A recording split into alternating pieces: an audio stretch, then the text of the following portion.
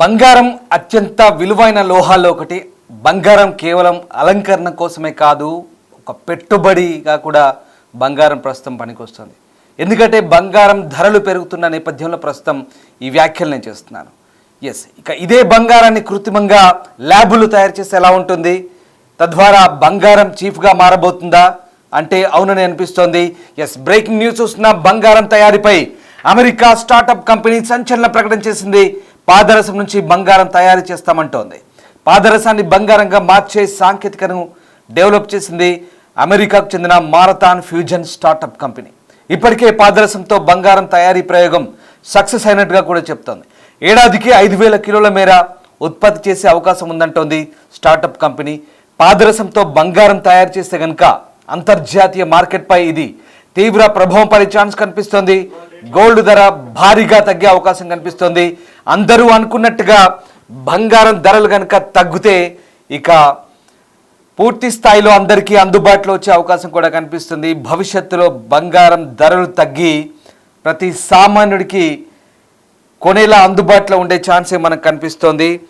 ఇక ఇదే సమయంలో సామాన్యులకు అందరి ద్రాక్షలా మారిన ఈ బంగారం ప్రస్తుతం ల్యాబుల్లో తయారవుతే కనుక ఖచ్చితంగా అందరికీ అందుబాటులో వస్తుందని వాదన కూడా వినిపిస్తుంది. బంగారం కొనాలంటేనే ఆస్తులు అమ్ముకోవాల్సిన పరిస్థితి. పసిడి ధరలు తగ్గితే బాగుండని ఆలోచించే వాళ్ళు చాలామంది. అలాంటి వారికి ఇప్పుడు ఒక బిగ్ రిలీఫ్ ఇవ్వబోతుంది అమెరికన్ స్టార్టప్ కంపెనీ. పాదరసాన్ని బంగారంగా మార్చడానికి ఒక మార్గాన్ని కనుగొన్నట్లుగా అమెరికన్ స్టార్టప్ కంపెనీ చెప్తోంది. మీరు వింటుంది నిజమే. మెర్క్యూరీ నుంచి గోల్డ్ తయారీ చేయబోతున్నారు. దానికి సంబంధించిన ప్రయోగాలు కూడా పూర్తయినట్టుగా తెలుస్తోంది. పాదరసాన్ని బంగారంగా మార్చడానికి ఒక మార్గాన్ని కనుగొన్నామని చెప్తున్నారు ఈ స్టార్టప్ కంపెనీ. శాన్ ఫ్రాన్సిస్కోకు చెందిన మారథాన్ ఫ్యూజన్ అనుసంలీన ప్రక్రియ ద్వారా పాదరసం నుంచి బంగారాన్ని తయారు చేయవచ్చు అంటోంది. ఇక బంగారం తయారీ ఫ్యూజన్ ప్లాంట్ ఒక గిగావాట్ థర్మల్ పవర్కు ఒక సంవత్సరంలో 5,000 కిలోల బంగారాన్ని ఉత్పత్తి చేయగలమని చెప్తోంది. సో మొత్తం మీద ఇప్పుడు ఈ కంపెనీ చేసిన ప్రకటన మరింత ఆసక్తి రేపుతోంది. ప్రపంచవ్యాప్తంగా ఇటు సైంటిస్టులు న్యూక్లియర్ ఫ్యూజన్ ద్వారా శక్తి ఉత్పత్తిపై పరిశోధనలు కొనసాగిస్తున్న వేళ మారథాన్ ఫ్యూజన్ అనే పరిశోధన సంస్థ అద్భుతమైన ప్రయోగాన్ని ప్రకటించింది. దీని ప్రకారం మెర్క్యూరీ నుంచి బంగారాన్ని సృష్టించే న్యూక్లియర్ ఫ్యూజన్ ప్రక్రియను విజయవంతంగా పరీక్షించారని చెప్తున్నారు. న్యూక్లియర్ ఫ్యూజన్ అనేది తేలికపాటి అణుగుళికలు కలిపి ఒక కొత్త భారీ అణువుగా మార్చే ప్రక్రియ. ఈ ప్రక్రియలో అపారమైన శక్తి విడుదలవుతుంది. మారథాన్ ఫ్యూజన్ ప్రకారం ప్రత్యేకంగా రూపొందించిన ఫ్యూజన్ రియాక్టర్లో మెర్క్యూరీ ఐసోటోప్స్ను ఉపయోగించి వాటిని బంగారం ఐసోటోప్స్గా మారుస్తారు. ఇదంతా కెమిస్ట్రీ ఫిజిక్స్ కలిసి ఉంటుంది. సో ఇవన్నీ కూడా ఆ సబ్జెక్ట్ మీకు చెప్తున్నా బహుశా అర్థం కాకపోవచ్చు, కానీ ఖచ్చితంగా ఇది కార్యరూపం దాల్చే అవకాశం అయితే కనిపిస్తుంది. మీరు చూస్తున్న ప్రతీకారాత్మక చిత్రాలు, ఊహాజనిత చిత్రాలు ఏవైతే ఉన్నాయో ఇప్పటిదాకా నేను చెప్పిన ఈ అనుసంలీన ప్రక్రియకు సంబంధించిన చిత్రాలు అవి. సో పాదరసం నుంచి బంగారాన్ని తయారు చేయబోతున్నట్టుగా చాలా క్లియర్గా అర్థమవుతుంది. అదే కనుక జరిగితే ఇక బంగారం ధరలు తగ్గి సామాన్యులకు కూడా అందుబాటులోకి వచ్చే అవకాశం కనిపిస్తుంది. కృత్రిమంగా బంగారం తయారు చేసేందుకు కొన్నేళ్లుగా ల్యాబుల్లో సైంటిస్టులు అనేక పరిశోధనలు చేస్తున్నారు. చాలా డిమాండ్ ఖరీదైన బంగారాన్ని ఇతర మార్గాల్లో తయారు చేసి పసిడి ధరను దిగొచ్చేలా చేయాలని భావిస్తున్నారు. ఈ క్రమంలోనే అమెరికాకు చెందిన ఈ కంపెనీ చెప్తున్న ప్రకటన ఇప్పుడు కొత్త ఆశలు చిగురించేలా చేస్తోంది. ఈ ప్రయోగాలు సక్సెస్ అయితే భారీగా పెరుగుతున్న బంగారం ధరలు తగ్గుతాయని ఆశలు కలుగుతున్నాయి. ఇంతకీ పాదరసంతో బంగారాన్ని ఎలా తయారు చేస్తారు? ఈ స్టార్టప్ కంపెనీ అసలు ఏంటి, ఆర్టిఫిషియల్ గోల్డ్ గురించి సమాచారాన్ని మీకు పూర్తిగా చెప్పే ప్రయత్నం మరొకసారి చేస్తాను. ఆర్థిక పరంగా భద్రతగాను అలాగే సామాజిక హోదాగా తరతరాల ఆస్తిగా బంగారం అనేది మనం భావిస్తాం. ఈ పసిడి ఒక లోహం మాత్రమే కాదు, ఒక స్టేటస్ సింబల్ కూడా. ఈ పసిడికి మన దేశంలో మరింత క్రేజ్ ఉంది. మహిళలు మాత్రమే కాకుండా పురుషులు, చిన్నపిల్లలకు కూడా బంగారు ఆభరణాలపై చాలా ఆసక్తి ఉంటుంది. అలాంటి బంగారాన్ని ఇప్పుడు మెర్క్యూరీ నుంచి తయారు చేయవచ్చు అంటున్నారు ఈ శాన్ ఫ్రాన్సిస్కో కంపెనీ. సో ఆ రకంగా తమ టెక్నాలజీని డెవలప్ చేశామని చెప్తున్నారు. ఆ ప్రయోగం కనుక సక్సెస్ అయితే కనుక భవిష్యత్తులో ఖచ్చితంగా దీని ధర మరింత తగ్గే ఛాన్స్ కనిపిస్తుంది. న్యూక్లియర్ ట్రాన్స్మ్యుటేషన్ అంటే మూలకాల మార్పిడి ప్రక్రియ ద్వారా మెర్క్యూరీ నుంచి బంగారాన్ని తయారు చేయవచ్చంటూ మారథాన్ ఫ్యూజన్ సంస్థ అంటోంది. ఈ ప్రక్రియలో ఈ న్యూక్లియర్ ఫ్యూజన్ అనేది ఒక భాగం అంటున్నారు. మూలకం అణువులోని ప్రోటాన్లను తొలగించడం ద్వారా ఆ మూలకాన్ని మరొక మూలకంగా మార్చే ప్రక్రియే న్యూక్లియర్ ట్రాన్స్మ్యుటేషన్. అంటే ఇక్కడ మెర్క్యూరీ నుంచి న్యూక్లియర్ ఫ్యూజన్ జరుగుతుంది. న్యూక్లియర్ ఫ్యూజన్ అంటే మూలకం నుంచి మరొక మూలకాన్ని తయారు చేస్తారన్నమాట. ల్యాబుల్లో మీరు చూస్తున్న ఆ ఊహాజనిత చిత్రాలు ఏవైతే ఉన్నాయో ల్యాబుల్లో మెర్క్యూరీ నుంచి అంటే పాదరసం నుంచి న్యూక్లియర్ ఫ్యూజన్ చేస్తారు. అంటే న్యూక్లియర్ ఫ్యూజన్ అంటే మూలకాల సంలీన ప్రక్రియ అంటారు. అంటే ఒక మూలకాన్ని ఇంకొక మూలకంగా మార్చే ప్రక్రియ. అంటే దీంట్లో తీవ్ర ఒత్తిడి ఉంటుంది, దీంట్లో తీవ్రమైన శక్తి ఉంటుంది. ఒక మూలకం ఇంకొక మూలకంగా మారడం అంటే ఇది చాలా పెద్ద ప్రాసెస్. సో ఈ ప్రాసెస్లో చాలా ట్రాన్స్పరెంట్గా ఉండే పాదరసం, బహుశా మీకు అందరికీ పాదరసం అని తెలిసే ఉంటుంది, ఎక్కడ అది నిలువ ఉండదు, ఇలా జారిపోతుంటుంది. కనీసం దానికి సంబంధించిన మరకలు కానీ ఇప్పుడు మీరు మామూలుగా ఒక ఆకు మీద, వెడల్పాటి ఆకు మీద నీళ్లు పోసినప్పుడు అవి ఏ రకంగా వెళ్ళిపోతుంటాయో, సపోజ్ మీరు కొన్ని ఆకులు ఉంటాయి, కొన్ని రకాల ఆకులు ఉంటాయి, దాని మీద నీళ్లు చల్లినప్పుడు అవి ఇలా ఇలా గిరగిరా తిరుగుతూ వెళ్ళిపోతుంటాయి, నీళ్ళు అతుక్కోవు. సో అలాంటిదే పాదరసం. సో అలాంటి పాదరసం నుంచి ఇప్పుడు బంగారాన్ని తయారు చేయబోతున్నారు. మీరు వింటుంది నిజమే.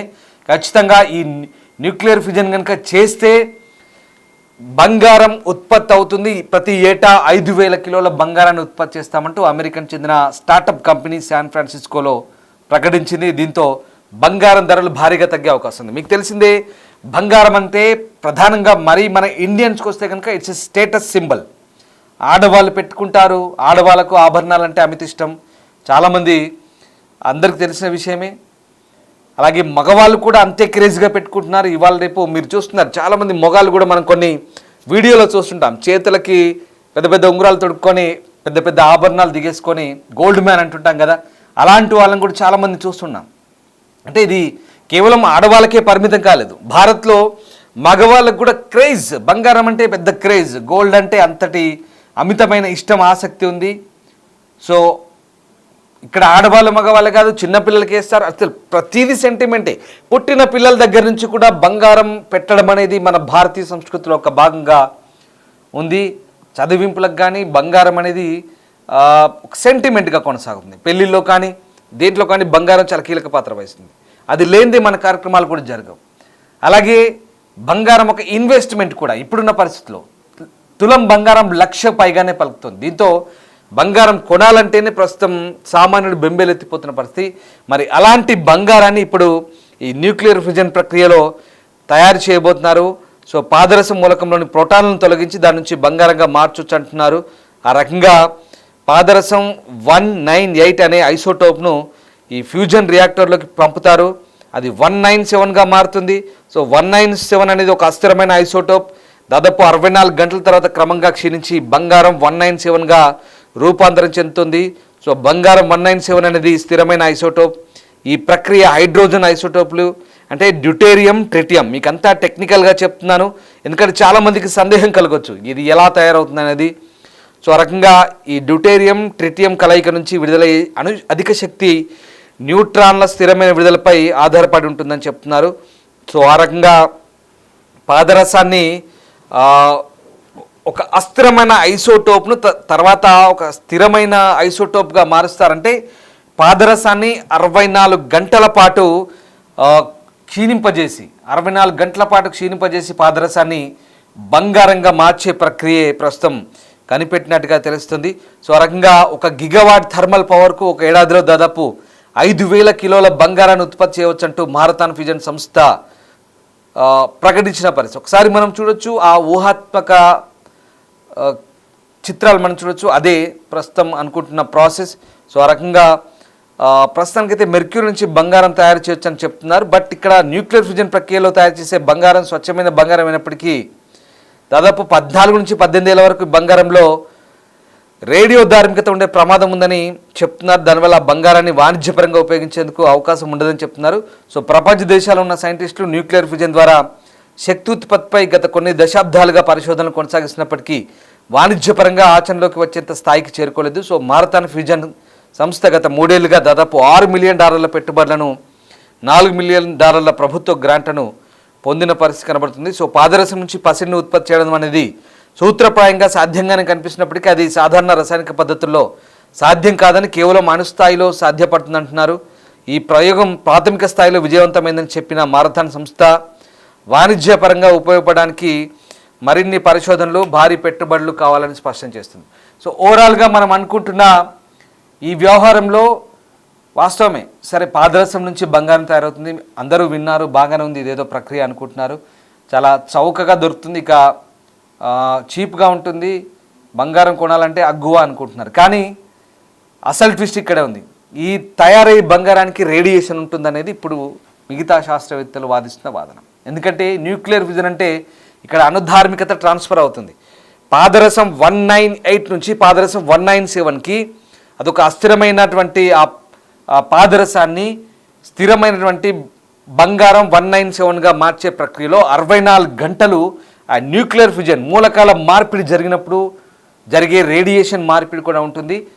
తయారైన బంగారం తయారవుతుంది, బాగానే ఉంది, కానీ ఆ బంగారాన్ని వాడినప్పుడు దాదాపు 18 సంవత్సరాల పాటు దాంట్లో ఆ రేడియేషన్ ఉంటుంది. మరి ఆ తయారైన బంగారాన్ని మనం మెడలో వేసుకోవచ్చా, బ్రేస్లెట్ వేసుకోవచ్చా, రింగులు పెట్టుకోవచ్చా, గొలుసులు వేసుకోవచ్చా? వేసుకుంటే ఏమవుతుంది? ఆ రేడియేషన్ మన శరీరంలోకి పోయి మనకు కూడా ఇబ్బందులు తలెత్తే అవకాశం ఉంది. దీని గురించే ఇప్పుడు మళ్ళీ పరిశోధన జరగాల్సిన అవసరం ఉంది. బంగారం అయితే తయారు చేస్తారు, బాగానే ఉంది, కానీ ఆఖరిలో నేను చెప్పే ట్విస్ట్ కూడా చాలా ఇంట్రెస్టింగ్గా మీకు అనిపిస్తుంది. ఇదే అసలైన ట్విస్ట్. ఈ బంగారం కనుక తయారైతే దాని రేడియేషన్ తగ్గించడానికి ఇంకా ప్రయోగాలు జరుగుతున్నాయి. సో పూర్తి స్థాయిలో ఆ రేడియేషన్ తగ్గించేందుకు ఇంకా ప్రయోగాలు చేస్తున్నామంటున్నారు. మరిన్ని పెట్టుబడులు కావాలంటుంది ఆ ఫ్యూజన్ సంస్థ. సో ఆ రకంగా ఓవరాల్గా ఇదంతా ఒక ప్రాసెస్ పూర్తయిన తర్వాత బంగారం అనేది మార్కెట్లోకి వస్తే వాణిజ్యపరంగా ఉపయోగించుకోవచ్చు. అప్పుడు చీప్ అవుతుంది. నిజంగా ఆ బంగారం చీప్ అయినప్పుడు ప్రతి ఒక్కరూ కొనుక్కునే ఛాన్స్ ఉంటుంది. కాబట్టి ఖచ్చితంగా అది అంతర్జాతీయ మార్కెట్లపై తీవ్ర ప్రభావం అయితే పడే ఛాన్స్ ఉంది. ఏదేమైనా బంగారం, పాదరసం నుంచి బంగారం తయారీ అనేది ఒక అద్భుతమైన ప్రక్రియగానే మనం భావించాల్సి వస్తుంది. కానీ ఇది ల్యాబుల్లో తయారవుతుంది కాబట్టి మూలకాల మార్పిడి అనేది కెమికల్ ప్రాసెస్ కాబట్టి ఖచ్చితంగా రేడియేషన్ ఉంటుందనేది వాస్తవం. దాంట్లో ఇంకా దానికి సంబంధించిన పూర్తిస్థాయి ప్రయోగాలు జరగాల్సిన అవసరం ఉంది. అన్నీ అనుకున్నట్టు జరిగితే, చివరిగా చెప్తున్నాను, అన్నీ అనుకున్నట్టుగా జరిగితే బంగారం అందరికీ అందుబాటులోకి వచ్చే అవకాశం ఉంది. అప్పుడు ప్రతి ఒక్కరు కూడా బంగారం కొనే ఛాన్స్ ఉంది. సో మొత్తం మీద బంగారం రేట్లు తగ్గడానికి 2 మార్గాలున్నాయి. ఒకటి అంతర్జాతీయ మార్కెట్ల ప్రభావం, రాజకీయ పరిణామాలు, స్టాక్ మార్కెట్ల వ్యవహారాలు, ప్రభుత్వాలు అనుసరిస్తున్న విధానాలు అంతర్జాతీయంగా బంగారం ధరలపై ఒక ఎఫెక్ట్ ఉంటే, రెండోది ఈ రకంగా కృత్రిమ ల్యాబులు తయారు చేసే బంగారం అనేది మరొక ఎత్తు.